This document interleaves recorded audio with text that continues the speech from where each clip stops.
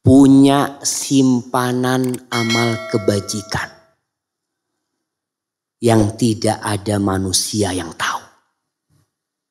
Kau punya amal soleh, istrimu nggak tahu, bapakmu nggak tahu, ibumu nggak tahu, tetanggamu nggak tahu. Rasul sallallahu alaihi wasallam bersabda, "Man istata'a minkum ay yakuna lahu khib'un min amalin salih falyaf'al." Barang siapa di antara kalian yang bisa memiliki amal perbuatan tersembunyi, hendaklah dia lakukan itu. Para ulama menjelaskan, orang yang memiliki simpanan amal soleh berarti dia itu beramal lillahi ta'ala. Kalau amal yang kelihatan orang jamaah, itu bisa jadi setan masih menggoda kita untuk riya. Kenapa sholat sunnah dianjurkan di rumah? Karena nggak ada yang lihat antum. Kalau di sini banyak yang lihat. Rasul sallallahu alaihi wasallam menjelaskan salah satu orang yang akan mendapatkan naungan dari Allah pada hari kiamat. Ada 7 tuh. 7 orang yang akan mendapatkan naungan dari Allah di padang mahsyar nantinya. Yauma la dhilla illa dhilluh. Salah satunya adalah wa rajulun tasaddaqa bi sadaqatin fa akhfaha. Seorang yang bersedekah kemudian dia sembunyikan sampai tangan kirinya tidak tahu apa yang dikeluarkan dengan tangan kanan. Perlu jemaah. Orang ini insya Allah husnul khatimah. Yang melakukan hal itu Allah akan kasih husnul khatimah. Karena dia beramal shadiqan lillah. Benar dia itu. Bukan pura-pura beramal soleh.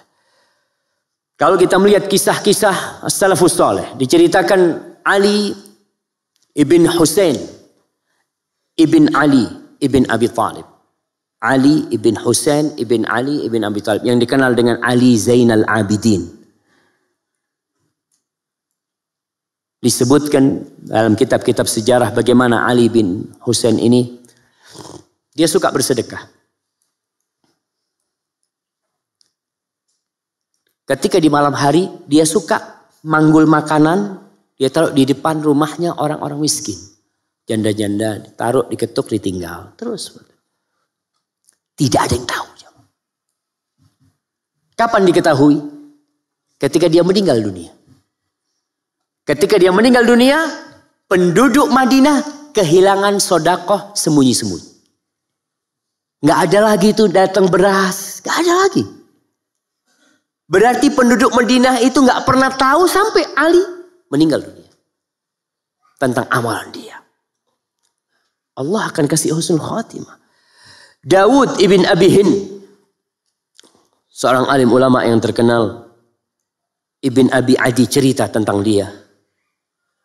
Dawud bin Abi Hind ini puasa selama 40 tahun. Keluarganya nggak ada yang tahu. Puasa sunnah selama 40 tahun. Wa kana kharrazan. Dia kerjanya kharraz. Kharraz wallahualam, apa artinya kharraz ini? Kharraz kalau nggak salah sebagai pembuat kerajinan lah dia ini. Kalau anda nggak salah. Dia itu ketika berangkat kerja selalu membawa makan siangnya.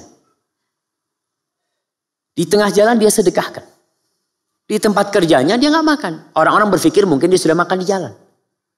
Pulang malam hari, dia makan malam dan itu berbukanya dia. Selama 40 tahun keluarganya nggak tahu. Subhanallah. Kita baru puasa sunnah sehari, sekampung udah tahu. Insyaallah. Fadl makan. Nah lagi puasa. Insyaallah. Baru sehari puasa sunnah. Sekampung udah tahu semuanya. Usahakan kita punya amalan-amalan. Dan wanita, ibu-ibu itu bisa punya ibadah sunnah yang suaminya nggak tahu. Suaminya keluar kota, dia puasa sunnah. Soalnya kalau dia puasa sunnah ketika ada suaminya, dia harus izin sama suaminya. Maka lakukan amalan-amalan yang tidak diketahui oleh orang. Ibnu Sirin, seorang tabi'in, dikatakan Ibnu Sirin ini kalau siang dia tertawa sama orang, ya, Masya Allah. Hidupnya senang sama orang.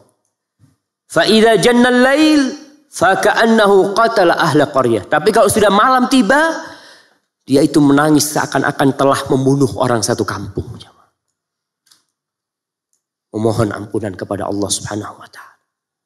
Di antara 7 orang yang akan mendapatkan naungan di sisi Allah. Salah satunya wa rajulun dzakarallaha khalian fafadat ain. Orang yang mengingat Allah sendirian, bukan di depan orang. Nangis di depan orang gampang. Kadangkala orang Masya Allah sholat di Masjid Nabawi pada nangis. Masya Allah.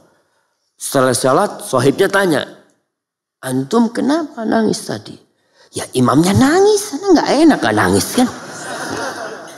Jadi kadang-kala terharu. Kan antum kadang-kala ada orang nangis, antum ikut nangis. Padahal nangisnya antum hanya terharu.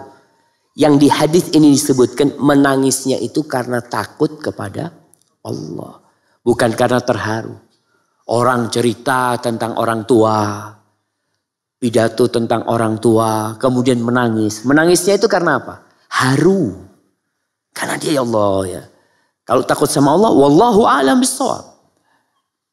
Tapi yang jelas, antum harus punya amalan yang tidak ada orang yang tahu. Imran bin Khalid bercerita bahwasanya Muhammad bin Wasi', salah seorang alim ulama subhanallah, yang dikatakan Muhammad bin Wasi' ini kalau dia berdoa tentara itu aman sudah. Muhammad bin Wasi' kalau dalam peperangan, pernah dalam satu peperangan ada salah seorang panglimanya tanya, mana Muhammad bin Wasi'? Carikan dia.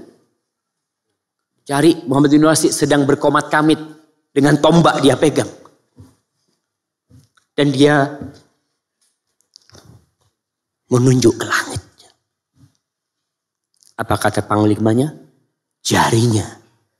Ibn Wasi' ini lebih aku cintai daripada 1000 tentara. Apa yang dia lakukan? Allah kabulkan doa dia. Imran bin Khalid cerita, sesungguhnya ada orang, katanya Muhammad bin Wasi', ada orang yang menangis selama 20 tahun, istrinya nggak tahu. Dia nangis satu kasur jamaah, istrinya nggak tahu. Kadang-kadang kita kalau nangis, Masya Allah. Kapan menangisnya? Menangisnya mesti kalau kena musibah. Ditinggal mati anak menangis. Bangkrut nangis. Sakit nangis. Gak pernah kita nangis karena Allah Subhanahu Wa Taala. Maka perlu kita berpikir. Selama hidup kita, berapa kali nih kita nangis karena Allah? Hitungan tuh. Ada orang-orang yang selama hidupnya gak pernah nangis karena Allah. Maka kalau gak bisa, kita harus menangis. Kenapa Anda gak bisa nangis? Karena tangisan itu salah satu tanda kelembutan jiwa seseorang. Ibnul Mubarak bercerita tentang Imam Malik. Kata Ibnul Mubarak, Imam Malik ini, ma ra'aitu ahadan irtafa'a mithla Malik. Aku gak pernah lihat seorang yang bisa lebih tinggi dari Imam Malik. Dari sisi keilmuan, kehormatannya, kewibawaannya, harismatiknya, Masya Allah. Kata Ibnul Mubarak, laisa lahu kathiru salatin wala siyam. Aku kalau ngelihat dia itu gak banyak sholat sunnahnya, gak banyak puasa sunnahnya. Tapi kayaknya nih, dia itu memiliki sarirah. Memiliki sebuah amalan tersembunyi yang gak ada orang yang tahu. Allah angkat. Al-Imam Al-Zahabi mengatakan, dulu tuh para sahabat dan tabi'in, yastahibbun an yakuna lirrajul khabi'ah min amalin salih. La ta'lam bihi zawjatuhu wala ghairuha. Dulu tuh orang-orang dari kalangan salafus saleh, mereka menganjurkan agar setiap orang memiliki amal soleh tersembunyi yang istrinya tidak tahu. Yang keluarganya nggak tahu. Antum mungkin jamaah ngelihat jalan becek di kampung. Jalan becek di kampung, antum datang ke sebuah tempat, tolong jalan di sana di aspal atau di apa. Orang kampung nggak ada yang tahu. Selama hidup mereka ngelewatin jalan itu, tuh antum yang bikin jalan itu. Tapi nggak ada yang tahu. Istri antum pun nggak tahu. Perlu kita punya amalan seperti itu. Nggak ada orang yang tahu. Supaya Allah jagain kita. Agar kita istiqamah. Kemudian yang ke-8. Tidak berlebih-lebihan. Jangan ketika hijrah akhirnya berlebih-lebihan. Yang tidak wajib kita jadikan wajib. Antum ingat kisah sahabat 3 orang? Ingat jemaah? Gimana kisahnya? Ana kasih hadiah. Fadhal. Antum udah dapat hadiah belum? Oh, oke, fadhal. Yang pertama, saya nggak akan nikah. Yang satu nggak akan menikah. Terus mau sholat terus-terusan, puasa nggak buka-buka. Puasa nggak buka-buka. Buka apa maksudnya? Nah, baik. Puasa terus. Ya berbuka lah, masa nggak berbuka dia? Puasa terus menerus ya. Waktunya berbuka gitu. Tapi besoknya puasa lagi. Yang ketiga? Masya Allah, barakallahu fikum, jazakallah khair. Lihat tuh, kisah 3 sahabat yang ingin mendekatkan diri kepada Allah.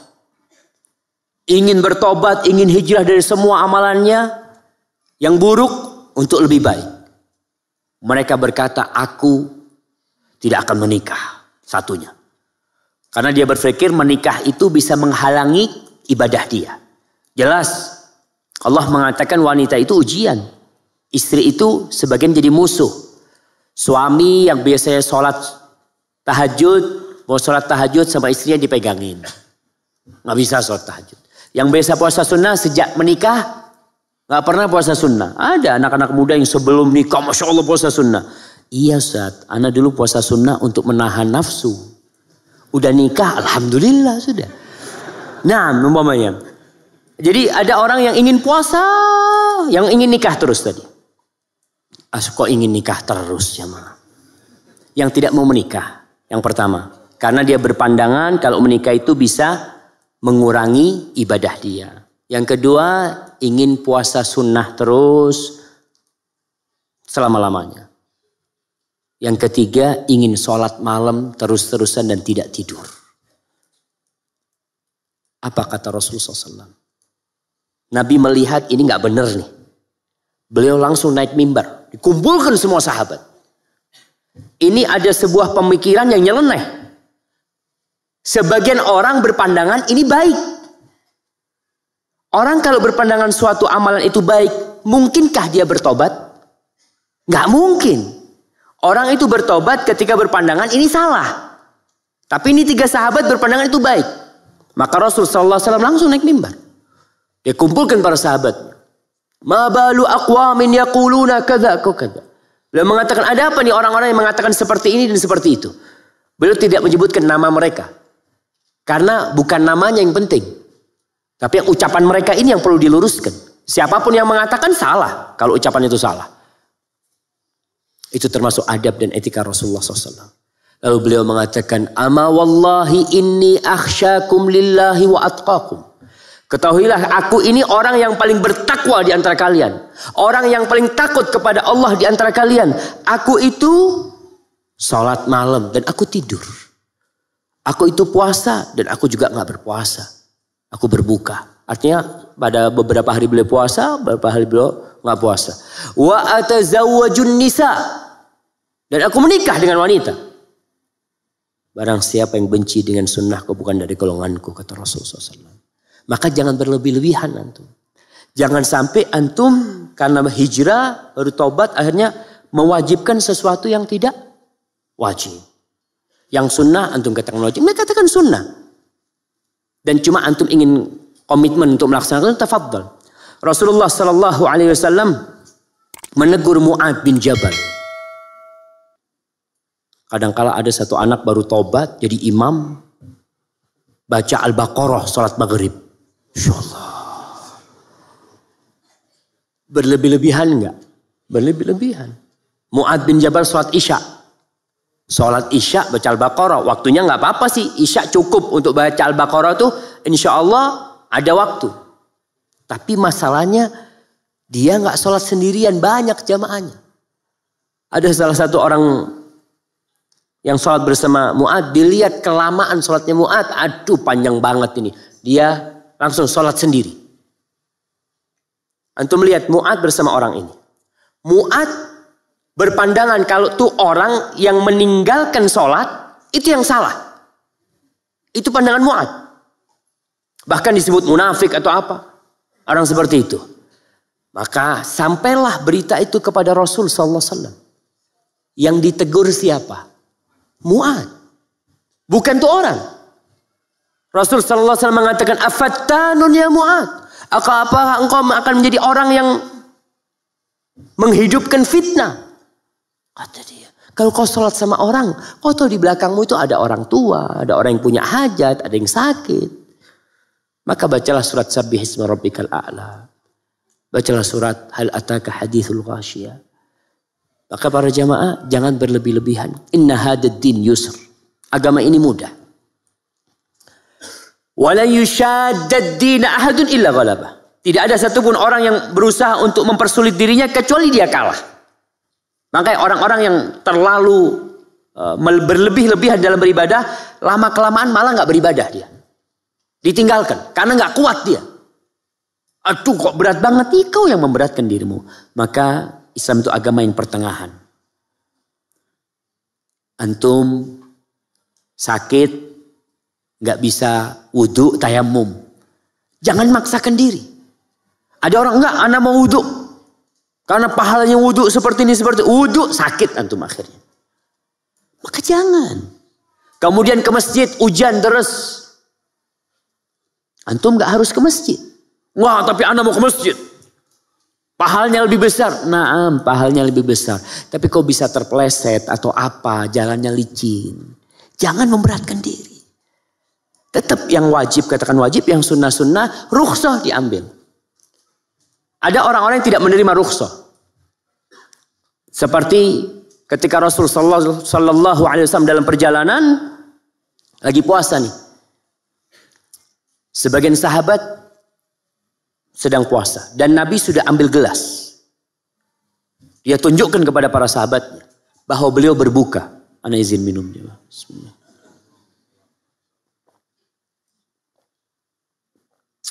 Beliau tunjukkan beliau minum. Sebagian sahabat tetap tidak mau berbuka.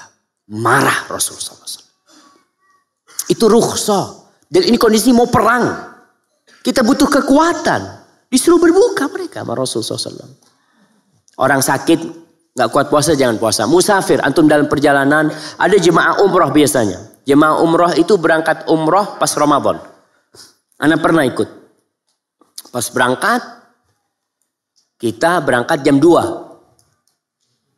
Maghrib jam berapa? Jam 6. Naik pesawat. Gak maghrib jemaah. Karena pesawatnya menuju ke arah barat. Jadi mataharinya gak tenggelam-tenggelam. Itu baru azan ketika sampai di Riyadh. Sampai di Riyadh itu kita kira-kira ya jam 6 waktu Saudi, jam 10 waktu Indonesia. Sebagian jamaah akhirnya tepar karena memaksakan diri untuk berpuasa. Jangan. Kalau ingin istiqomah, berusahalah. Khairul amali adwamuhu wa in qalla. Sebaik-baiknya amalan itu yang berkesinambungan walaupun sedikit ya. Antum sholat malam kuatnya 3 rakaat lebih baik daripada antum sholat 11 rakaat cuma 7 hari. Setelah itu antum gak anu lagi. Ada orang puasa Daud, ana mau puasa Daud, bismillah. Puasa Daud sebulan. Alhamdulillah. Habis gitu gak pernah puasa lagi. Lebih baik mana dengan yang puasa Senin Kemis. Tapi terus dia puasa.